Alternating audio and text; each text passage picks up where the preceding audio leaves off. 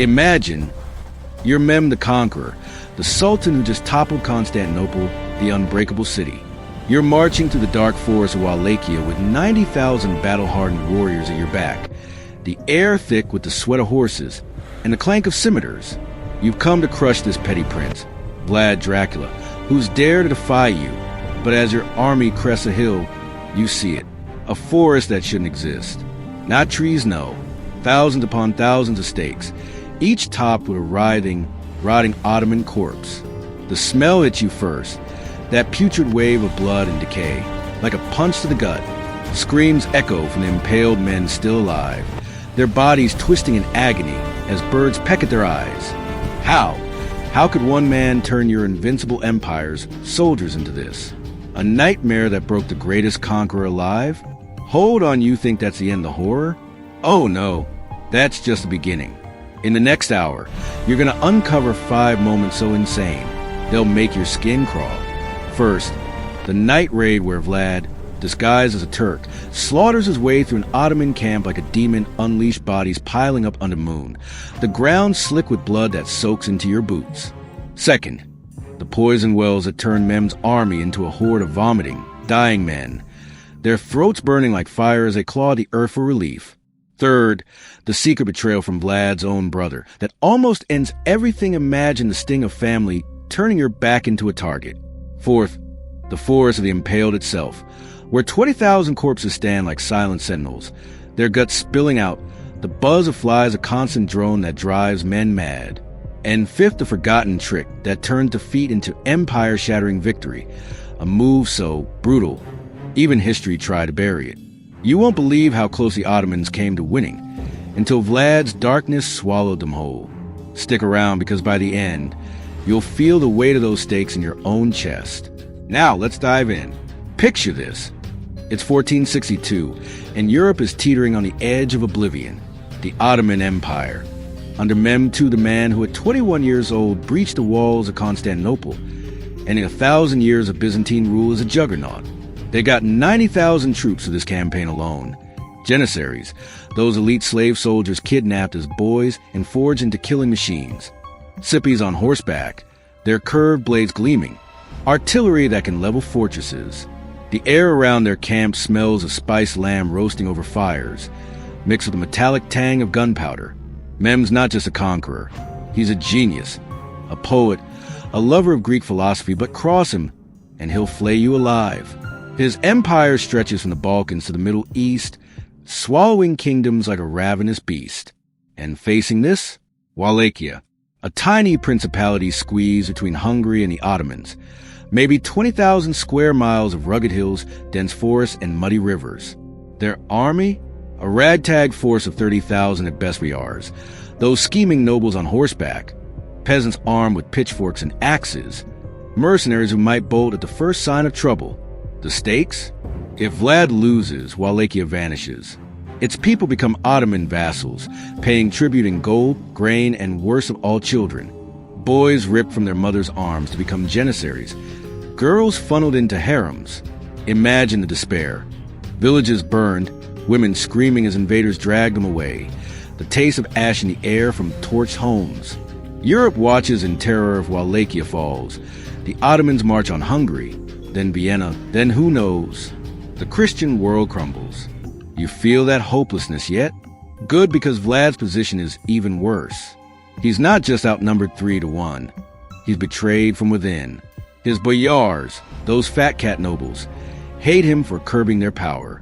They've been whispering to Mem, offering to switch sides. Supplies are low. The harvest failed last year. So soldiers march on empty stomachs, their bellies growling like wild dogs. And the terrain? It's a double-edged sword. Those forests hide ambushes, but they also slow Vlad's own movements, turning every march into a slog through mud that sucks at your boots like quicksand. But wait, you think Vlad's just some underdog prince? No, this man's been forged in hell. Let's go back, way back to his childhood, where the darkness took root. Vlad III, born in 1431 in Transylvania, yes. That Transylvania, land of misty mountains and werewolf legends. His father, Vlad II Dracul, was a member of the Order of the Dragon, sworn to defend Christianity against the Turks. But politics is a viper's nest. In 1442, when Vlad's just 11, his dad sends him and his younger brother Radu as hostages to the Ottoman court to secure peace. Imagine you're Vlad, torn from your home, thrust into the opulent but treacherous palaces of Edirne. The smell of incense and rose water masks the undercurrent of fear. You're treated like a prince, but you're a prisoner. One wrong move, and your head rolls. The torture starts subtle. Sultan Murad Tumem's father forces the boys to learn Turkish, Islam, the art of war. But Radu, the pretty one, adapts. He becomes Mem's favorite whispers say lover converting to Islam, earning the nickname Radu the Handsome. Vlad? He resists. They beat him. Chain him in dungeons where rats nibble at your toes in the dark. The drip-drip of water driving you insane. Stories from survivors, like a Greek chronicler named Leonikos Chalkikandals, paint a picture of Vlad's defiance. He refuses to bow, spits in the faces of his guards. They whip him until his back is a lattice of scars, the crack of leather on flesh echoing off stone walls. The pain, it's not just physical, it's the betrayal. Watching Radu thrive while you're broken. Vlad learns cruelty here, how to endure, how to turn pain into power. Years pass. In 1447, Vlad's father is assassinated by Hungarian-backed rebels, hacked to pieces in a swamp, his body left for the crows. Vlad's older brother Mircea, buried alive, dirt filling his mouth as he gasps for air. Vlad, now 17, escapes Ottoman custody and claims the throne, but it's a revolving door. He's deposed, reinstated, deposed again. Each time, he fights back with increasing savagery. In 1459, he impales disloyal boyars at an Easter feast. Imagine the scene. Tables laden with roast meats, wine flowing, then suddenly stakes driven through their bodies, blood spraying across the linens, screams mingling with the crackle of fires. Why? To humanize him, Vlad's not a monster from birth. He's a man scarred by loss, molded by torture. A behavioral psychologist would say it's classic trauma response.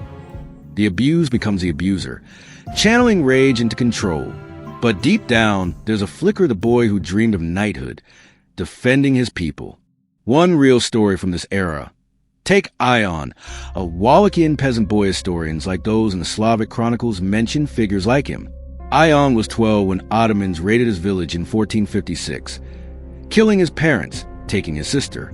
Vlad, during his first reign, rescues him, trains him as a scout. Ion's loyalty? Unbreakable. He tells tales of Vlad sharing his cloak on cold nights, whispering stories of revenge.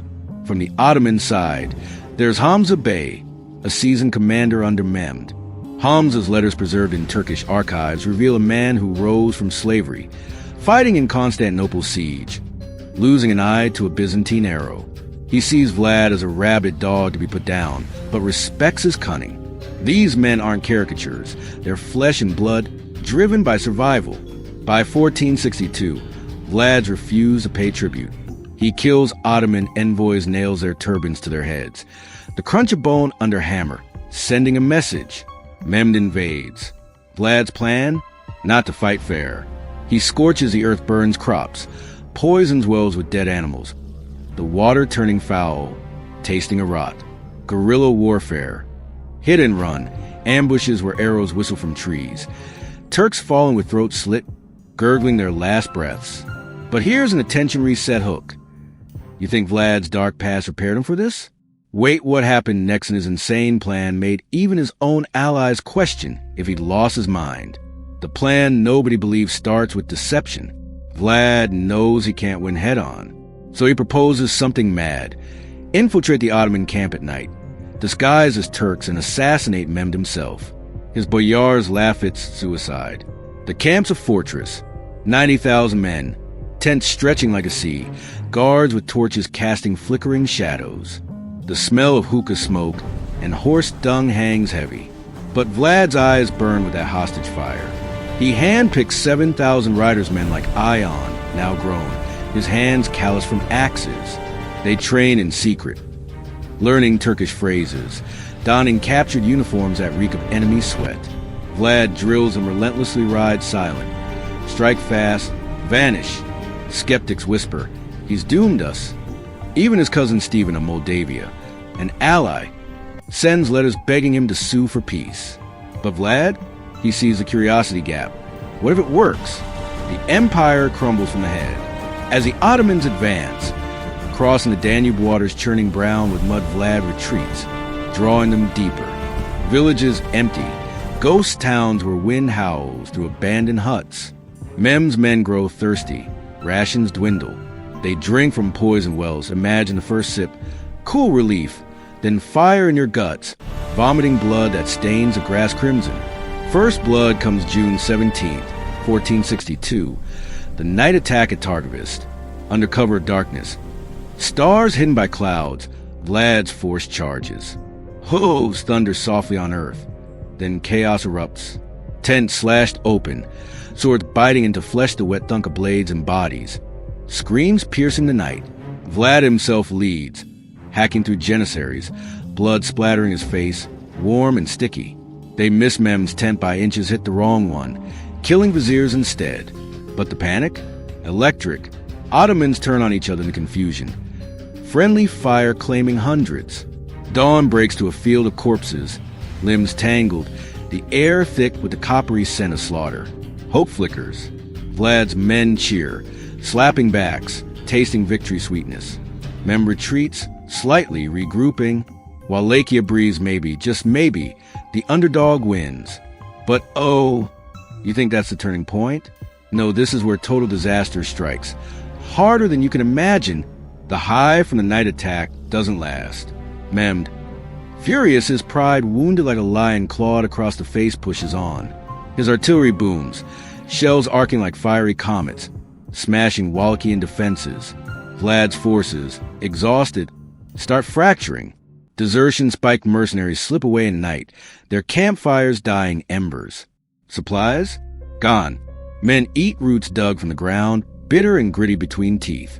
The heat of summer bears down, sweat mixing with blood from untreated wounds, infections setting in with feverish delirium. Then, the lowest point, betrayal from within. Radu, Vlad's own brother, now Mem's puppet leads a force of Wallachian turncoats. Imagine the gut punch. Vlad gets word from scouts like Ion, who rides and panting, horse lathered in foam. Your brother's coming with 10,000 men. The despair hits like a wave family. The one bond you think unbreakable, shattered. Radu's army links with Mem's, swelling to over 100,000. They besiege Targovist, Vlad's capital. Cannon fire shakes the walls. Stones crumble with a roar that echoes in your chest. Inside, civilians huddle, women clutching children, the wail of babies mingling with distant explosions. Vlad fights like a cornered wolf. He orders boiling oil poured from rampart screams as it scalds Ottoman climbers, skin bubbling and peeling. Archers loose volleys, arrows thudding into shields and flesh alike. But numbers tell. A breach opens, Turks pour in, scimitars flashing. Street fighting, hand to hand. The clash of steel, grunts of effort, the snap of bones under boots. Vlad escapes narrowly, fleeing into the forest with remnant force. Targovist falls. Mem enters triumphant, but finds a ghost city. Vlad's scorched earth left nothing. The Sultan rages, ordering massacres. Bodies pile in streets, blood running in rivulets like rain. Here's a real human story from the Ottoman side. Ahmed, a young Janissary chronicles from Daukas, describe men like him.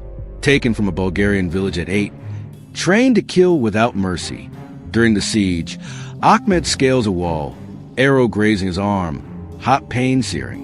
He kills a Wallachian defender, a father protecting his home, feeling the man's last breath on his face.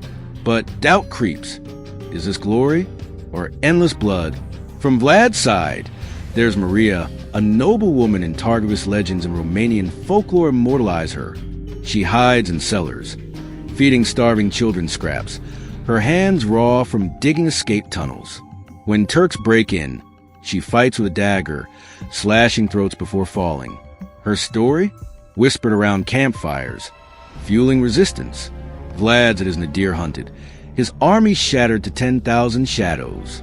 Mem closes in, the noose tightening. Forest that once had ambushes now trap Vlad's men, branches snagging like claws. Hunger gnaws men chew leather straps. The taste sour and tough. Morale plummets. Whispers of surrender ripple. Vlad himself? Haunted by ghost father's murder, brother's treachery. Nights, he stares into fires, flames dancing in his eyes, planning something. But wait, you think this is the end? A false ending to hook you. Vlad surrenders, head bowed, staking himself on Ottoman mercy. No, that's what history wants you to believe.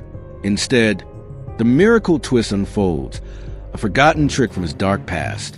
The twist? Impalement on a scale unseen. Vlad, drawing from Ottoman tortures he endured as a boy, orders his men to gather captive thousands from raids, sieges. In secret clearings, they sharpen stakes. Long poles, oil for easy penetration. The process? Horrific. Victims stripped, hands bound, forced onto points of the stake entering the anus. Pushed through the body, avoiding vital organs for slow death. Screams rend the air, a chorus of agony. Blood drips steadily, pooling black in moonlight. The smell iron and excrement turn stomachs. Vlad's genius arranged them along Mem's path, not random made forests. Rows upon rows, 20,000 strong, stretching a mile. High-ranking Turks highest, their turbans still on rotting heads. Birds circle, cawing, diving for eyes. Flies swarm in clouds, there buzz a maddening hum. Mem's army approaches confident, drums beating a victory march. Then the hill crest, gasps ripple. The Sultan halts, face paling. His horse rears, nostrils flaring at the stench. Men vomit even hardened janissaries, who've seen sieges, retch bile. The sight, bodies twisting, some alive days later, moaning pleas. Guts dangle like vines, wind swaying corpses in grotesque dance. The psychological blow, devastating. As a behavioral expert, I see it. Dopamine crash conquerors expect glory, get horror. Curiosity gap, close with nightmare fuel. Mem, poet conqueror, breaks. He mutters, "What can you expect from a man who does such things?" Recorded by chroniclers like Tursun Beg, he retreats, leaving Radu to mop up. The empire's advance halts, while Lachia lives, for now. Cathartic slaughter follows. Vlad's forces, invigorated, pursue retreating Ottomans. Ambushes and passes. Rocks tumbling, crushing skulls with wet crunches. Swords reap like scythes, limbs severed, spraying arterial blood. The taste of revenge? Sweet as honey, bitter as gall. Men like Ion hack down foes, avenging lost families. One more story. From Ottoman, Selim, a Sipahi cavalryman Ottoman, poems lament riders like him. He flees the forest, haunted, deserting to wander mad. From Vlad's, there's Petru, a boyar who doubted but now fights fiercely, impaling captives himself, though was slick under his grip. But here's another attention reset. You think the slaughter ends there? Wait, the aftermath hides secrets darker than the stakes themselves. The retreat turns into a rout. Mem's grand army, once a tidal wave of conquest, fractures like glass under a hammer. Stragglers fall to Vlad's raiders' throats slit in sleep, the gurgle of blood bubbling from wounds. Forests echo with cries, branches heavy with ambushes. Arrows whistle from shadows, pinning men to trees, their bodies jerking like puppets. The heat worsens everything corpses bloat, skin splitting with gaseous pops, the stench of living thing that clings to clothes and hair. Vlad presses the advantage, his men fueled by that miracle twist. They capture more Ottomans, dragging them kicking and screaming to join the forest. The impalements continue, stakes driven deep, victims hoisted high, gravity doing the work as points tear through intestines, emerging from mouths or shoulders. The sounds flesh ripping, bones cracking haunt dreams. Vlad watches impassive, but inside, catharsis, revenge for his tortured youth, for Mircha's buried screams, for Ion's lost sister. But total disaster lingers and echoes. Radu remains installed as puppet voivode. He hunts Vlad with Ottoman backing betrayals sting fresh. Vlad flees to Hungary, but King Matthias Corvinus, his supposed ally, imprisons him on trumped-up charges, forged letters claiming treason. Imagine the irony. The hero caged like an animal, dungeons damp and cold, chains rattling with every move. 12 years he rots from 1462 to 1474, plotting, his mind a forge of darker plans. Meanwhile, Wallachia suffers. Radu rules mildly, but Ottoman tribute drains it dry. Peasants toil under whips, backs bent, sweat tasting assault and despair. Villages raided by border skirmishes, fires lighting nights, acrid smoke choking lungs. The miracle twist legacy? It broke Mehmed's momentum. He never fully conquers the Balkans, his lifetime dying in 1481. Poison perhaps, his body convulsing in agony. The forest becomes legend. Travelers whisper of ghosts moaning on stakes, winds carrying blood's coppery scent centuries later. Now, for a false ending, Vlad dies in prison, forgotten, his revenge incomplete. But no, he escapes, reclaims the throne in 1476. Brief glory. He slaughters boyar traders, their heads rolling in courtyards, blood pooling in cracks. Then, ambush assassinated, decapitated, his head sent to Istanbul, preserved in honey-sweet, decay displayed on a pike. Body buried, or was it? Legends say headless, rising as Dracula. But wait, you think death ends a story? Another hook. What history hid is far bloodier. The cathartic slaughter doesn't stop with retreat. Vlad's final campaigns against Radu's forces, battles where fields turn to mud churned with gore. Swords clash, sparks flying, axes split helms, brains spilling like oatmeal. The revenge peaks in mass executions, thousands impaled, a second forest rising. Sensory overload. The metallic tang of blood so thick you taste it. The snap of vertebrae as bodies settle on stakes. Real story 3. From Ottoman's Fatima, a camp follower women like her in harem tales. She survives the forest, fleeing with child in arms, feet blistered, heart pounding. Her account, passed orally, speaks of terror's grip. From Vlad's Andre, a mercenary chronicles note his ilk. He joined for gold, stays for vengeance after Turks kill his kin. He drives stakes himself, feeling the resistance of flesh, the release of grudges. Aftermath. Vlad's death leaves a vacuum. Ottomans tighten hold, but his legend inspires resistance partisans in hills, striking like phantoms. What history hid? The number's not 20,000. Some say 23,844, per Vlad's own letter to Matthias. And the methods, not just impalement. Boiling alive, skins flayed in strips, the screams high-pitched as flesh peels. Women and children, 2 entire villages erased. Babies tossed on spears, the soft thuds of tiny bodies. Darker still, Vlad's psychological warfare. He spreads rumors of vampirism, drinking blood from cups carved from skulls, the warm liquid sliding down throats. True? Exaggerated, but it terrifies. Enemies desert. Morale crumbles like dry bread. Europe reacts with horror. Pope Pius II calls him cruel tyrant, but secretly admires the bulwark against Islam. Behavioral angle. Vlad triggers primal fears, the impaled as memento mori, reminding of mortality's grip. Dopamine from survival stories hooks audiences then and now. But here's the twist history buried deepest. The forest wasn't just revenge. It was strategy positioned to block water sources, forcing Ottomans to drink contaminated streams, dysentery ripping through ranks. Men ship blood, weakening before battle.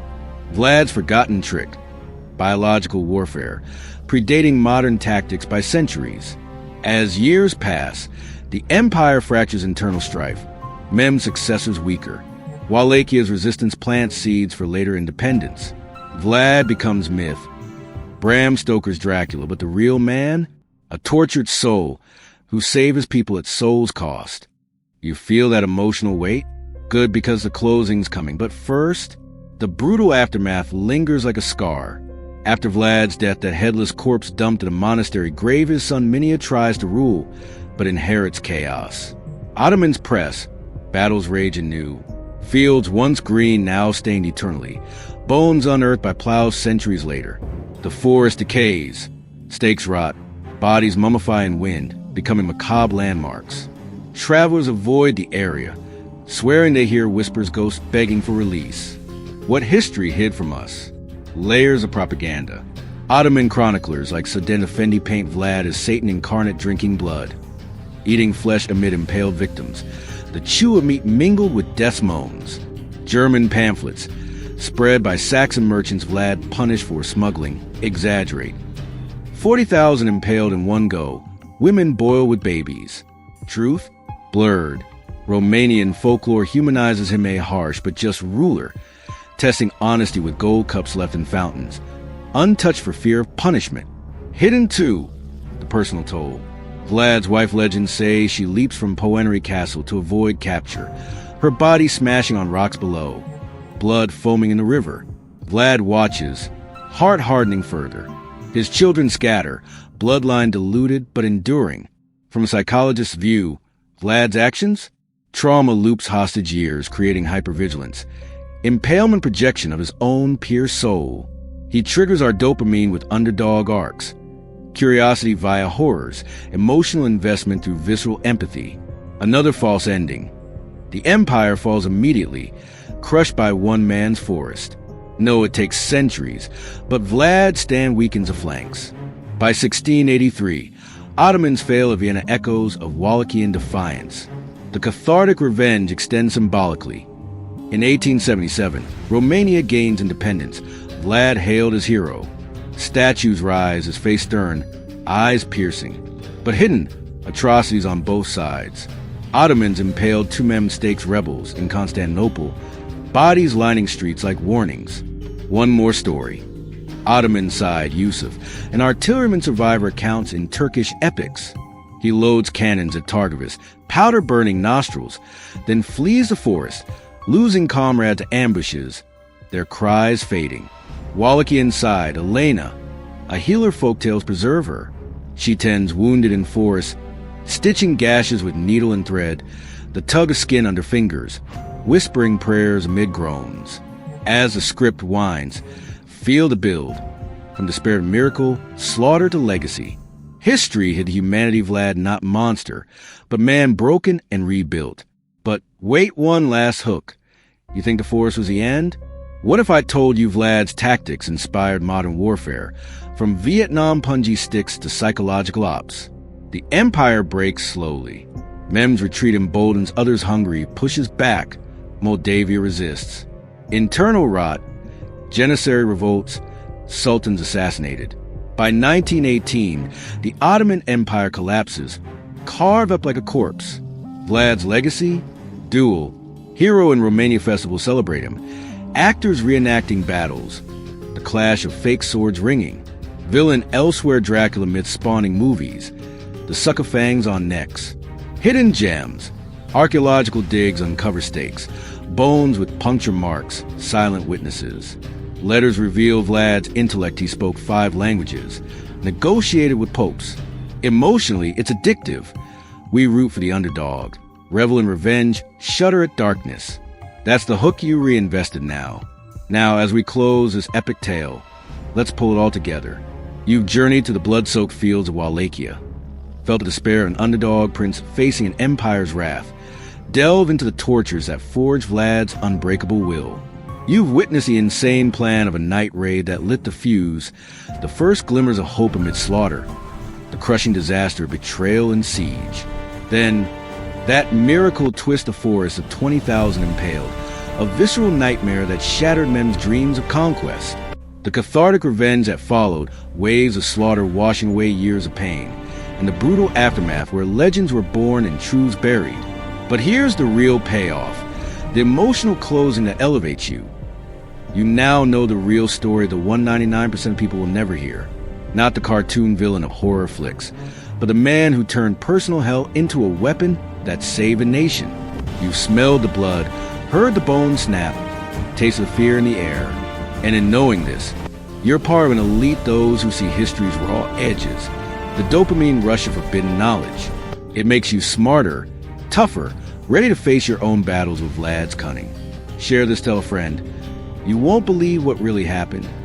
Because stories like this, they remind us, even in darkness, one person's defiance can break empires. Thank you for joining me on this dark, cinematic ride. If it hooked you, and I know it did, hit that like button. Subscribe for more hidden histories that trigger your deepest curiosities. Until next time, watch the shadows.